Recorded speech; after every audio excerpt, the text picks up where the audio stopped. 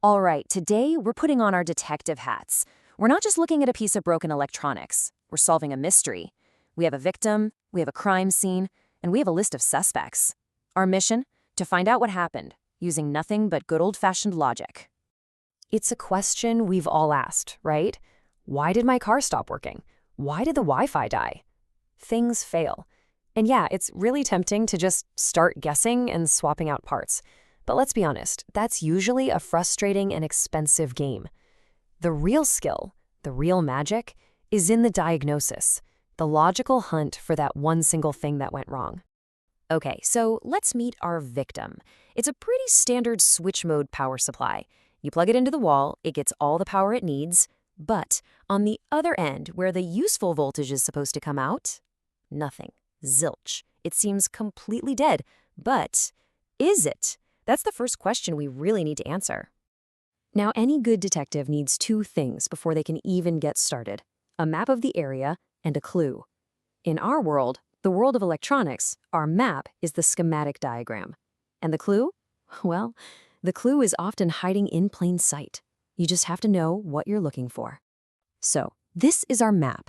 Think of it like a little journey for electricity. Power comes in from the wall, it gets filtered and turned into high-voltage DC. Then it gets stored up in this big capacitor for a moment. After that, a tiny control chip starts switching it on and off thousands of times a second, feeding it into a transformer. And on the other side, that energy is turned back into the nice, clean, low-voltage DC that actually powers our devices. If any single one of these steps fails, the whole journey just stops. And here it is. This is our first major clue. The notes on this case said the voltage that powers the main control chip, we call it the VCC, it isn't just zero, it pulses. It tries to start up, it fails, and then it tries again. This isn't a dead power supply. This is a power supply that's desperately trying to come to life, but something is stopping it. It's like it has a faint heartbeat. And that little heartbeat tells us everything.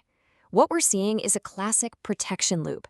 The control chip is programmed to be careful. So it wakes up, it does a quick systems check, it immediately senses a major problem, and it shuts itself down to prevent any more damage. Then, a second later, it tries the whole process again. Tick, tock, tick. Our job is to figure out what fault it keeps seeing. Okay, so we have our clue, that pulsing voltage. Now it's time to line up the usual suspects. We're not going to guess here. We're going to be methodical. We're going to interrogate each possibility one by one until somebody confesses. And here's our lineup. Could it be something simple, like the startup resistor that gives the chip its first little kick of power, or the VCC capacitor that's supposed to hold that power steady? Maybe some of the diodes went bad? We're going to start with the most likely offenders and work our way down the list. So let's look at the interrogation log. The startup resistor? Checks out perfectly. Cleared. The VCC capacitor, that's a really common failure point, so we just went ahead and swapped it for a brand new one. No change.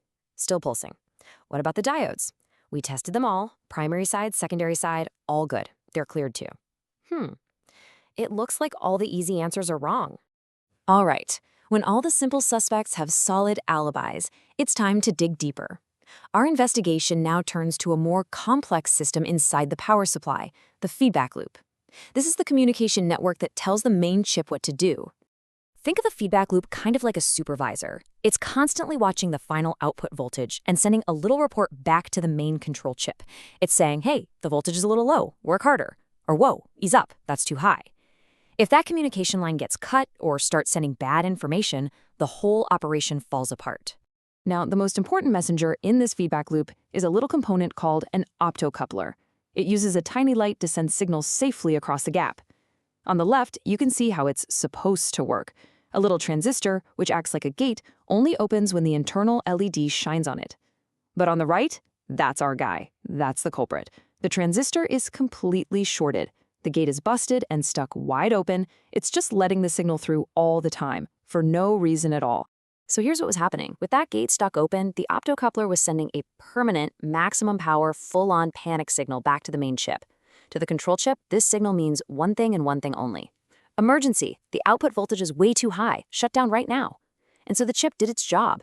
Every single time it tried to start, it got this false alarm screaming at it, and it slammed on the brakes. That was the pulse we saw at the very beginning of our investigation. So we replaced that one tiny part and the power supply word back to life, the case is officially closed. But you know what? The repair itself isn't the real story here.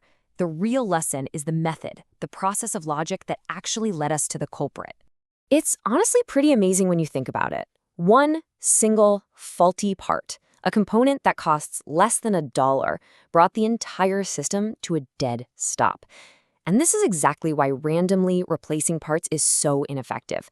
You have to find that one specific point of failure.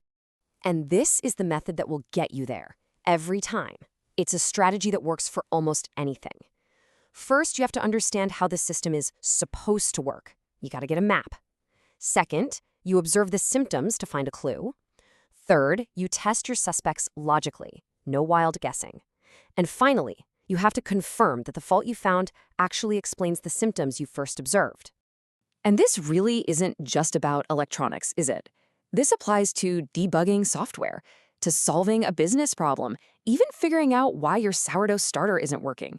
So the real question to leave you with is this: what complex problem in your life is just waiting for you to get a map, find that first clue, and start a logical investigation?